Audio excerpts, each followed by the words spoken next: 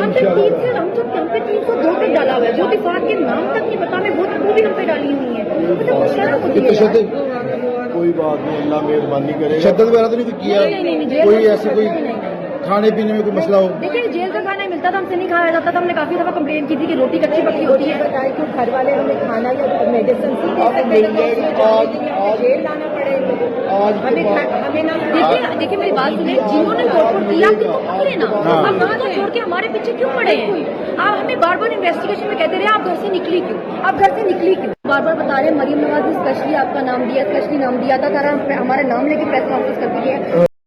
Jail میں ہمارے ساتھ کوئی زیادتی نہیں ہوئی، ہمیں جیل میں رکھنا ہی زیادتی تھی کیونکہ ہم نے کچھ کیا ہی نہیں تو رکھنا ہی نہیں چاہیے۔ اور سب سے بڑی بات یہ کہ یہ تذلیل کافی ہے کہ آپ عورتوں کو گھروں سے آدھی راتوں کو اٹھا کر لائیں گے، گھسیٹ کے لائیں گے، اس سے زیادہ آپ عورتوں کی کیا تذلیل کریں؟ اور اگر آپ کو ان کے سوشل اکاؤنٹ سے پرابلم ہے تو سوشل میڈیا کے کیس کریں، اس طرح سیاسی انتقام کا نشانہ بنانا ضروری تو نہیں ہے۔ باہر آیا، سارے گھر میں لائٹر جلا کے بیٹھی، دو پکھے سے باہر آ جائے۔